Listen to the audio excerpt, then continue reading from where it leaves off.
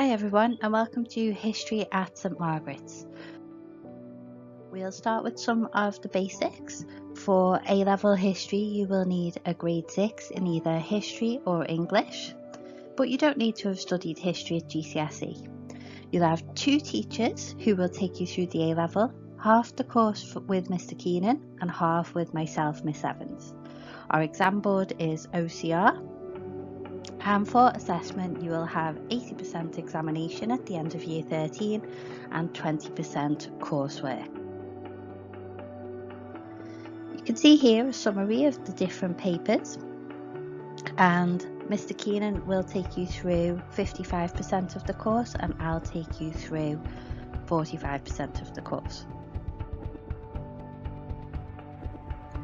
For my unit, the early modern unit, I will look first of all at the early Tudors. So we'll begin with the Wars of the Roses, the establishment of the Tudor dynasty, and we'll take that right through to the end of the reign of Mary I.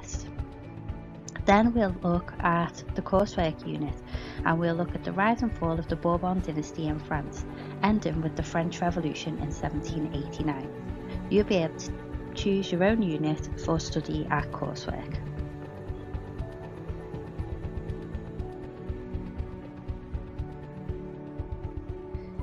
Let's hear from Mr Keenan about the Germany modules. Good evening everyone, welcome to St Margaret's History Department.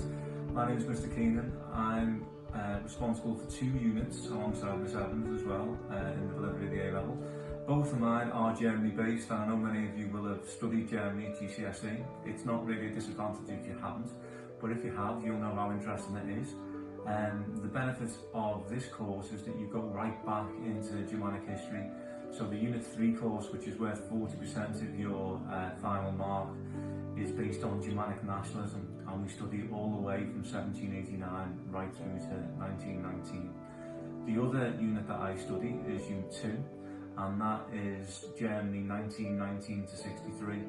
So once again, if you did find the Weimar and Nazi unit at GCSE really interesting, and that will be repeated again in more depth, but also you get to move on to 1963 to see the formation of West and East Germany and the various challenges that the German nation faced once it was divided. So if you like your Germanic history, you are most definitely going to be studying at the right place.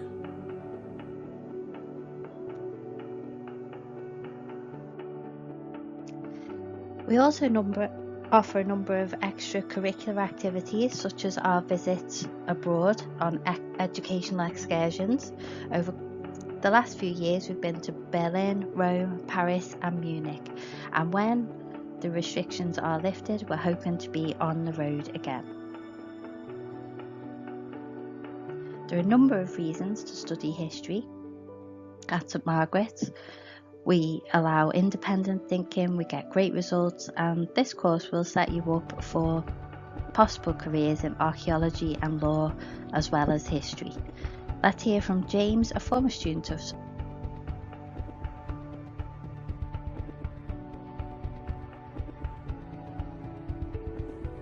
Hi everyone, I'm James. I'm a recent graduate from the University of Oxford and now I live and work in London.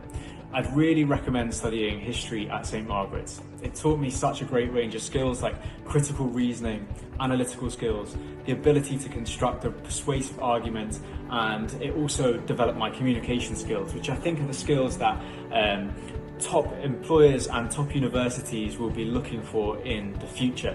I also just really enjoyed the course. I thought it was so interesting. We studied such a great range of topics, and the chance to research those independently with the guidance of such great teachers was something that I'm really grateful for. So I'd really recommend studying history, and I hope that you make the choice to do so yourself.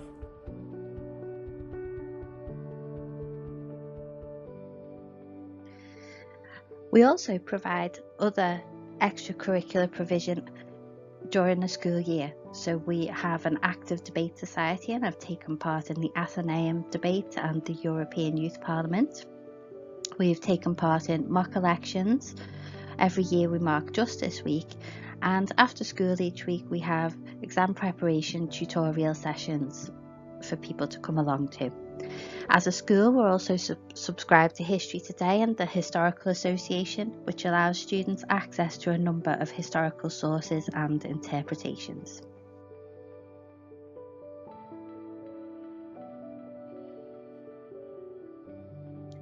If you have any questions, please feel free to email myself or Mr. Keenan at St Margaret's Academy, and we'd be happy to speak to you.